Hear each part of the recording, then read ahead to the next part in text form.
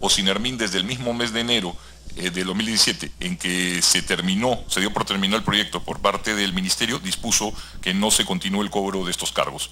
Así que, aunque en realidad la devolución se ordena en marzo, el corte para el cobro de estos se dio en enero del mismo año, en paralelo a la terminación. En cuanto a lo que es la devolución en sí misma, sale entonces una ley en marzo, la ley 30.543, que ordena la devolución a los ciudadanos de lo aportado por los cargos para el gasoducto. El reglamento para la devolución sale en el mes de agosto, el 16 de agosto, que es el Decreto Supremo 022-2017 Energiminas, que en realidad lo único que hace es disponer que Ocinermin elabore el procedimiento para la devolución conforme a lo que mandaba esta ley 30.543. Y nos da un plazo de 45 días para emitir el procedimiento de devolución. Se cumple esto exactamente el 30 de septiembre, en que se publica el procedimiento de devolución de los cargos MIC, aquellos que se habían creado justamente para el financiamiento del proyecto. Y en el mes de diciembre se aprueban los saldos de liquidación que se deben devolver a los usuarios y a transferir a las empresas para que se ejecuten las devoluciones. Estas devoluciones se han concretado en su gran mayoría entre los meses de enero y febrero del año en curso. Como pueden ver ustedes en este cuadro, que es el último de la presentación, de un total de 308 millones de soles y 6 millones de dólares, se ha devuelto en cuanto a soles el 98.5% de dicha cifra a los ciudadanos y en dólares el 99.9%. Es decir, está casi completo el proceso de devolución y en las próximas semanas se irá haciendo lo propio con el saldo, que es pequeño. Eso básicamente es lo que queríamos exponer y quedamos a disposición para las preguntas que tengan a bien formularnos. Muchas gracias, señor Schmerler. Congresista Dagmer, ¿alguna pregunta? Congresista Montenegro. Ok, empezaré yo entonces. En cuanto a la función de Ocinermin como ente regulador, ¿cuáles son las consecuencias de que el contrato de gasoducto surperuano no haya contenido ninguna cláusula sobre facilidades esenciales y calidad de servicio? ¿De qué forma esta omisión podría haber terminado afectando la competencia en la prestación del servicio del transporte del gas? A ver, voy a remitirme al informe para hacer de una gestión anterior a la mía, pero tengo aquí el informe para poder dar una respuesta precisa.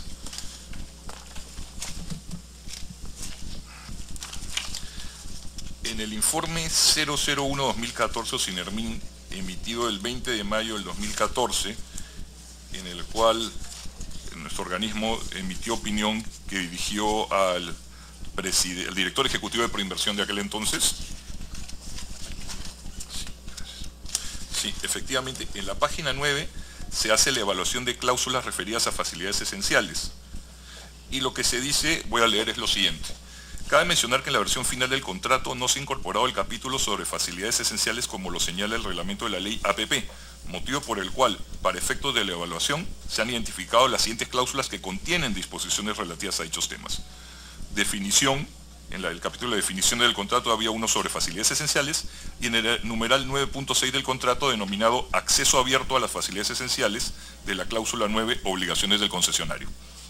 El término de facilidades esenciales está asociado al hecho de que una empresa tiene la propiedad o concesión de un activo en el cual tiene poder de mercado o es monopolista.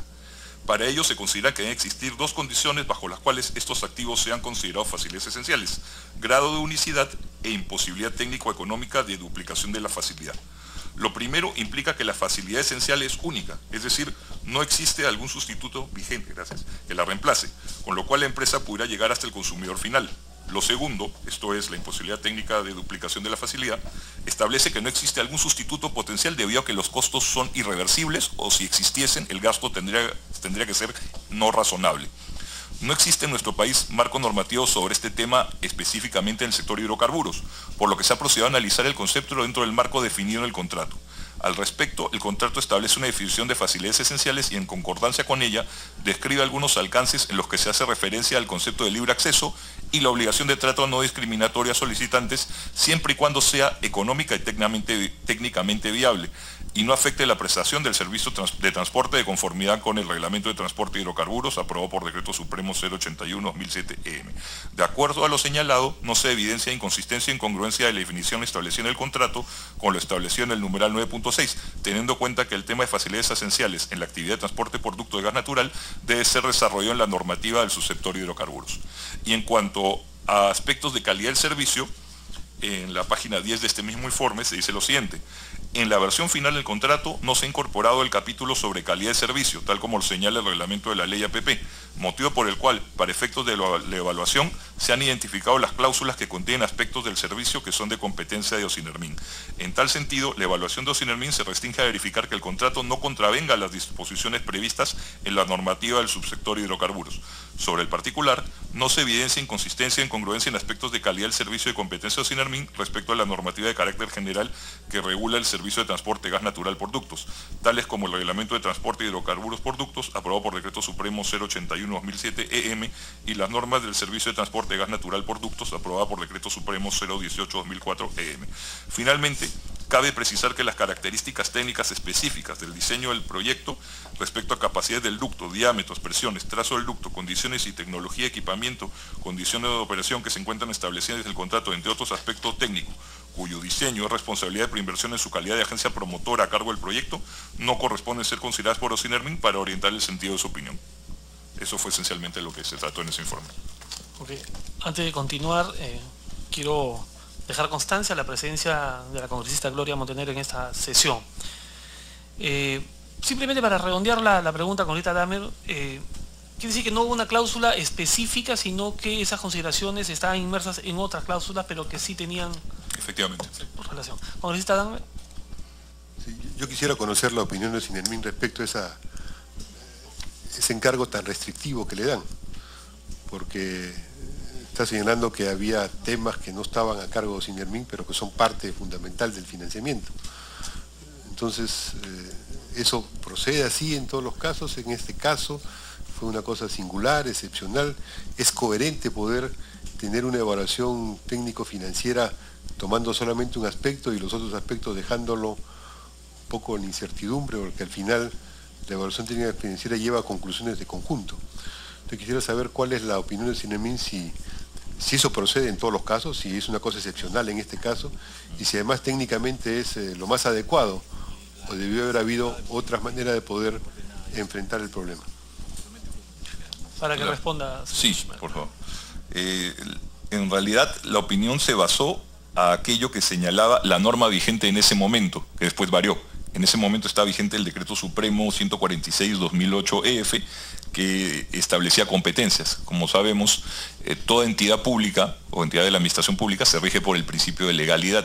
Entonces, los alcances de sus funciones se dan de acuerdo a lo que la ley le otorga como competencia al respectivo organismo. En ese caso, en la oportunidad en que se pidió la opinión de Ocinermin, solo había competencia en 3 temas: el tema tarifario, el de la facilidad esencial y el de la calidad de servicio. Esto posteriormente ha variado. Congresista Damer.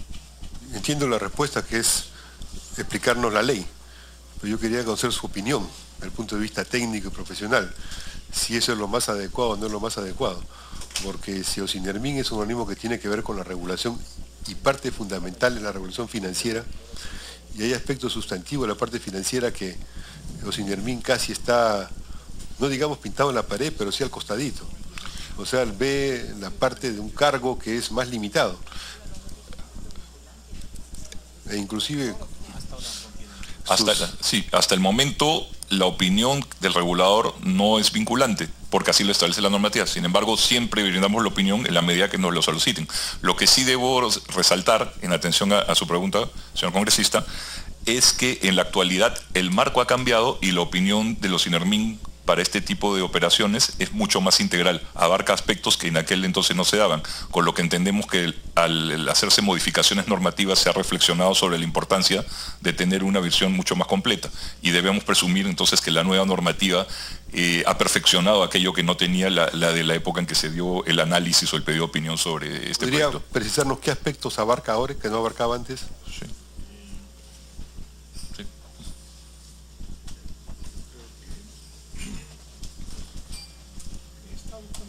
Sí, bueno. Lo que pasa que doctor Luna. José Luis Luna es el gerente jurídico. Uso la palabra al doctor Luna, asesor. Hoy día la norma... Sí. Si le pide una interrupción, la congresista Gloria Montenegro. Muy buenos días con todos. Sí, en el mismo orden de ideas de la pregunta anterior, se supone que uno de los objetivos de ustedes es la búsqueda de la eficiencia del sistema energético. ¿De acuerdo? Si bien no tienen efecto vinculante sus decisiones y en ninguna de las reguladoras, lo cual es malísimo, porque pueden opinar, escribir y todo, y ahí quedó. Pero todo lo que hemos vivido en el país con estos casos, las entidades reguladoras, ¿dónde estuvieron?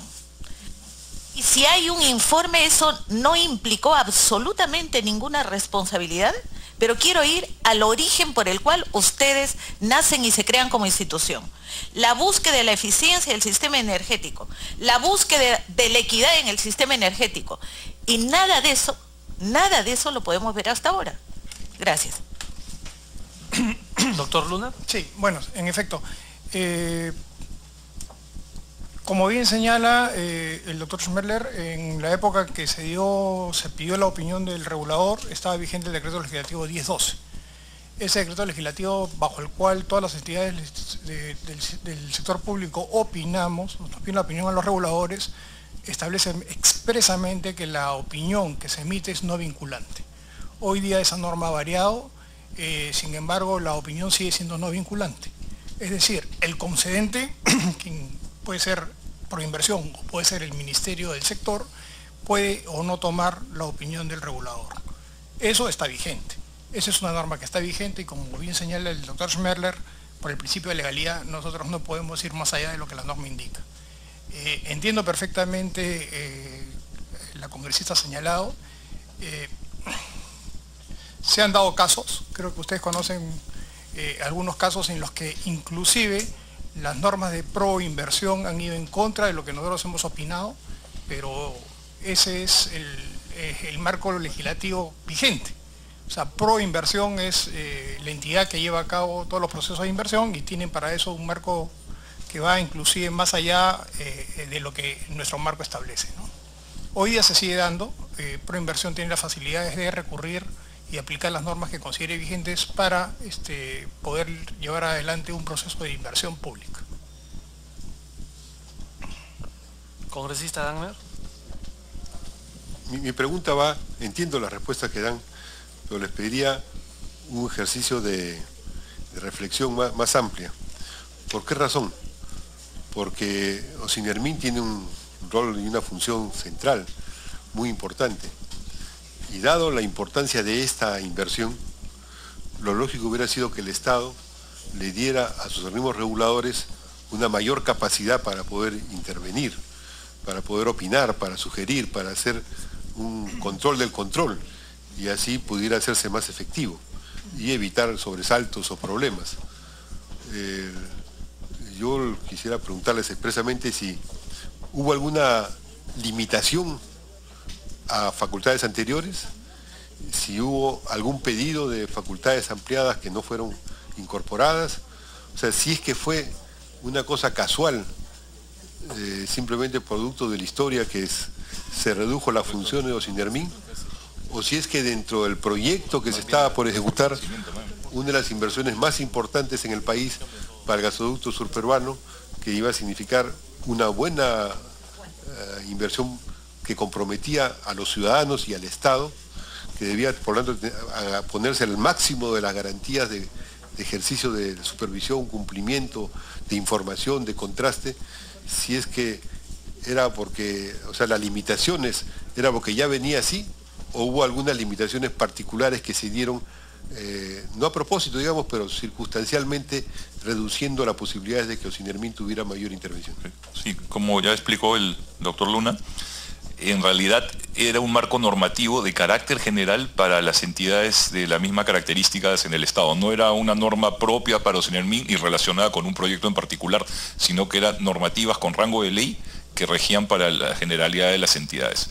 Y por otra parte, recogiendo la preocupación que ustedes, señores congresistas, han planteado, nosotros como regulador efectivamente tenemos la convicción de que podemos contribuir de una manera mucho más activa. Y de hecho, no solo en esta legislatura, sino en anteriores, pero en la actualidad existe un proyecto de ley que está a nivel de debate en la Comisión de Defensa del Consumidor y Organismos Reguladores, donde se ve la posibilidad del fortalecimiento de organismos como el nuestro, y en el cual una de las cosas que se podría lograr justamente, y que entiendo está en la iniciativa, en su texto propuesto, texto preliminar, no sé cuál es la nomenclatura exacta, permitiría tener una opinión mucho más decisiva en operaciones de esta naturaleza.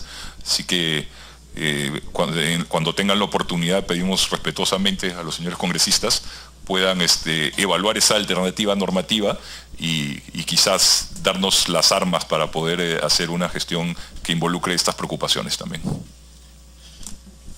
Damos la bienvenida al congresista del Castillo. Tiene la palabra la congresista Montenegro. En ese mismo orden de ideas, no solamente Socinermin o Citran y todas las entidades reguladoras que no tienen efecto vinculante en las decisiones de los ministerios de proinversión. O sea, ha pasado todo lo que hemos visto en nuestro país. Y la otra pregunta es, ¿qué hizo Proinversión? Aplaudía. Pero el ente regulador, si bien no tiene efecto vinculante, ¿dónde están los documentos que sustentan que todas estas irregularidades que se dieron durante estas concesiones y durante este trabajo, para poder evidenciar que su trabajo estaba en lo correcto, que sus opiniones estaban en lo más viable y sobre todo en función a los objetivos que les he mencionado? Pero por otro lado, esta comisión yo les agradecería también que hagan llegar los documentos que puedan ayudar a fortalecer el rol que ustedes tienen en el ámbito nacional, porque es fundamental. No vamos a pasar otro periodo para decir que el efecto no es vinculante, y no vamos a pasar otro periodo viendo lo que hemos visto hasta la fecha. Y digo, no solamente es ustedes, hemos visto casos de Ocitran que son peores. Entonces, los entes reguladores, ¿qué pasaron con ellos desde que se crearon? Y se crearon con un objetivo muy, muy noble, muy alturado, de velar, de verificar, de cuidar, de fortalecer. Nada de eso se ha visto. Entonces, ¿qué tenemos que hacer? ¿Qué proponen ustedes desde su función para fortalecer las instituciones reguladoras? Gracias. ¿Tiene la palabra, señor Richelieu? Sí, gracias. Bueno, sí, quería mencionar que durante la vigencia del proyecto, en concreto este proyecto del gasoducto surperuano, se hicieron decenas de actividades de supervisión dentro de las facultades recibidas dentro de aquellas atribuciones con las que sí se contaba en el organismo. O sea, sí había una actividad permanente de supervisión conforme a lo que hemos descrito en la presentación.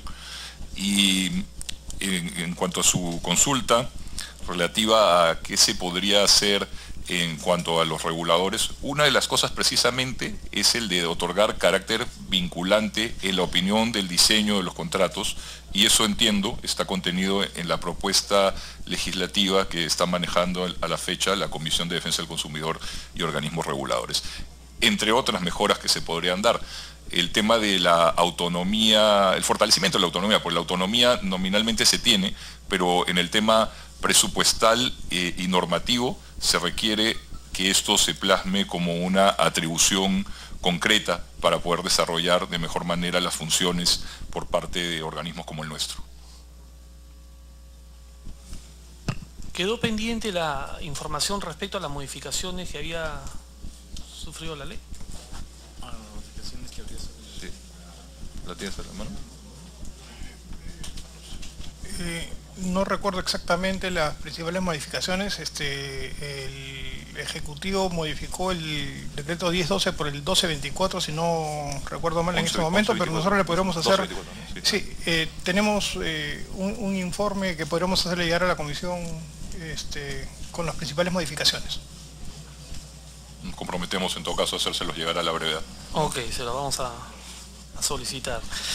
En el numeral 14.6 del contrato de concesión establece la recaudación del adelanto de los ingresos garantizados al concesionario a través de la aplicación del cargo CASE y el cargo por sistema de seguridad del CICE, ¿no? Y las tarifas reguladoras de seguridad del gas, que debía efectuarse a partir del año 2015. Desde el punto de vista técnico, ¿estamos frente a un subsidio directo, un subsidio cruzado a nivel nacional que pagarán todos los consumidores? Le doy el uso de palabra, por favor, al ingeniero Miguel Révulo, que estuvo en esa época ya en el proceso. Tiene la palabra el ingeniero Raúl. Muy buenos días, muchas gracias por la participación. Efectivamente, respecto de la recaudación, en general el esquema, vamos a decir, planteado, tiene dos partes, ¿no? La primera parte, que es precisamente un adelanto de ingreso garantizado, que según el contrato era para amortizar, vamos a decir, hasta un 75% del pago anual, vamos a decir, de los tramos al momento que entren en la puesta de operación comercial. Entonces había un sistema que precisamente se señala, inclusive de un perfil de recaudación, que como se señaló, se inició, vamos a decir, a hacer la recaudación en el año 2015, mayo 2015. Entonces, nosotros como organismo regulador, en aplicación del contrato y en aplicación, digamos, de los procedimientos que en su momento, ya se mencionó, fueron emitidos, hicimos los cálculos respectivos para que con estos cargos se alcanzara a recaudar el 5% de lo que era, digamos, el ingreso anual garantizado, aplicable a los usuarios finales del sector, digamos, de electricidad, a los usuarios finales también del sector de gas natural y también un porcentaje, digamos, a los usuarios de los hidrocarburos líquidos, porque son tres componentes. Efectivamente, esto está señalado dentro del contrato y Ocinermin, en cumplimiento, vamos a decir, ¿no?, a ese encargo se inició. Y esta recaudación sirve, o el objetivo era amortizar, vamos a decir, el costo de servicio del proyecto. No sé si esto, en todo caso, responde a la pregunta del señor congresista.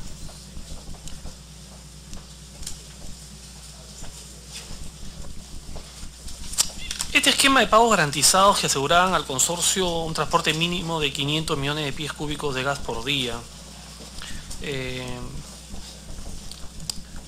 ¿por qué razón Ocinermin, en su condición de ente regulador responsable del control en la buena prestación de los servicios en cuanto a calidad, oportunidad, cobertura, precios, permitió la existencia de estos mecanismos de subsidio que benefician únicamente al concesionario en perjuicio de los consumidores? ¿Tuvieron alguna opinión al respecto en este punto específico? Específicamente, el diseño del proyecto, desde el punto de vista, digamos, conceptual, en realidad es de Proinversión, ¿no? Proinversión es quien diseña y quien dice cuál va a ser, por ejemplo, el factor de competencia, vamos a decir, en este tipo de proyectos.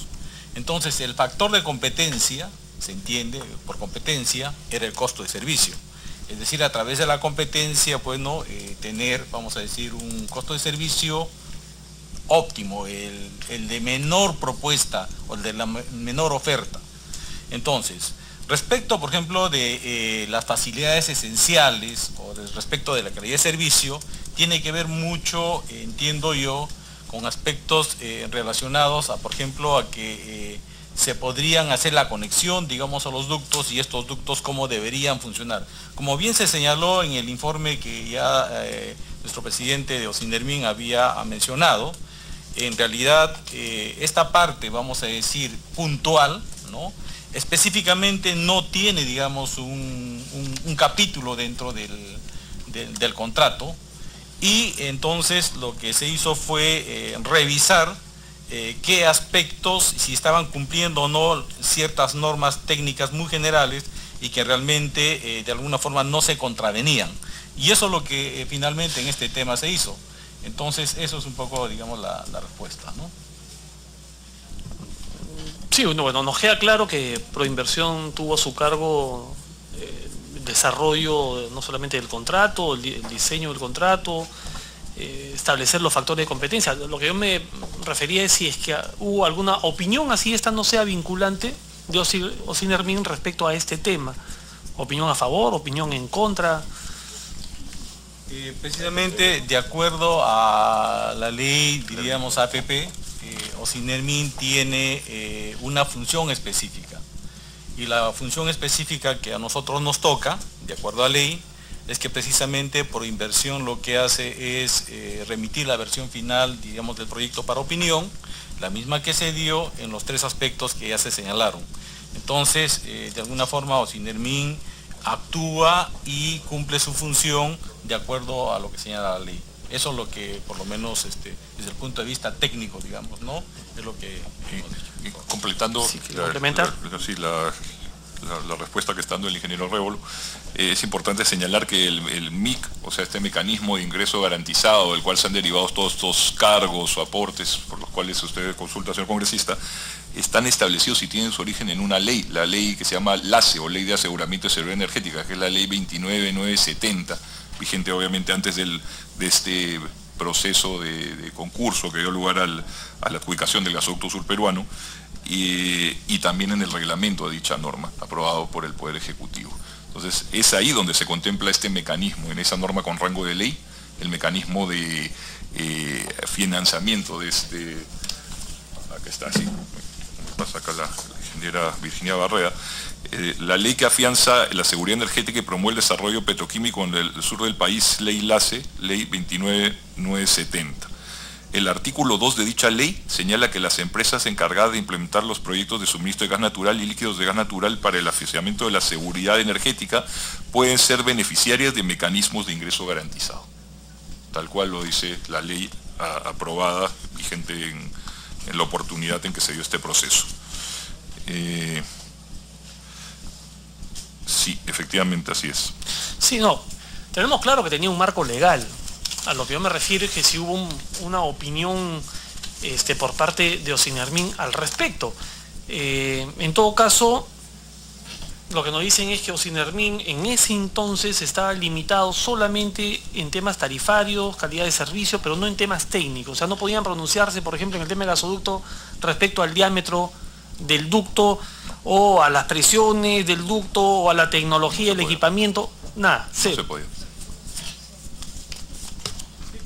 Si me permite, eso, Doctor Luna. eso justamente, en realidad dentro de nuestro marco legal coexisten 2 tipos de regulación, ¿no? Una es la regulación por agencia, que es la que nosotros realizamos en Ocinermin, y la otra es regulación por contrato. Las normas actuales establecen esa posibilidad. Esto es una regulación por contrato. Así es. Esta es una regulación básicamente basada en el contrato, que está dentro de las facultades de proinversión. Yo le podría mencionar de repente algún ejemplo donde vemos claramente este tipo de regulación, que se usaron para las licitaciones que justamente promovió Proinversión en centrales hidroeléctricas, ¿no? A pesar de que el marco legal es promoción de una central hidroeléctrica, pongamos, los precios no se despejan en ese contrato dentro de un proceso de regulación de Ocinermin, sino dentro del propio contrato, dentro del propio proceso. Por eso es que nosotros denominamos, hay 2 tipos de regulaciones, ¿no? Regulación por contrato y regulación por agencia. Básicamente el contrato es una regulación propio de una regulación por contrato. Sí, Ocinermin se encarga de las regulaciones por agencia, que son las que habitualmente conocemos, estos procesos tarifarios que se ven periódicamente en el país, pero existen casos de otro tipo como es esta regulación por contrato, como el que se ha mencionado, y que este es un caso típico de regulación por contrato. Ok, congresista Dahmer. Sí, creo que muy interesante lo que se está diciendo, pero mirándolo más allá de la forma como está la ley y qué cosa es lo que corresponde. Si miramos en un sentido general, si es que el aporte que iban a dar los ciudadanos al gasoducto era un aporte sustantivo, era clave, y todo el país se sentía partícipe, tanto que en el Congreso se discutió si debía convertirse en acciones ese aporte.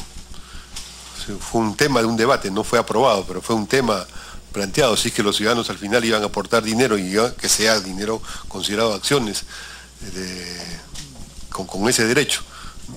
En esa importancia,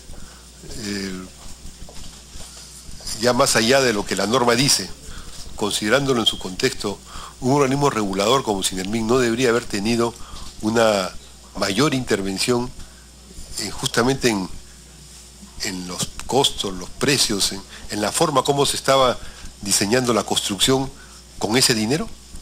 O sea, ese dinero que iba a ser aportado por los ciudadanos pasaba a ser visto solamente por proinversión, y el organismo regulador sobre los temas técnicos, los temas que tenían que ver con el costo,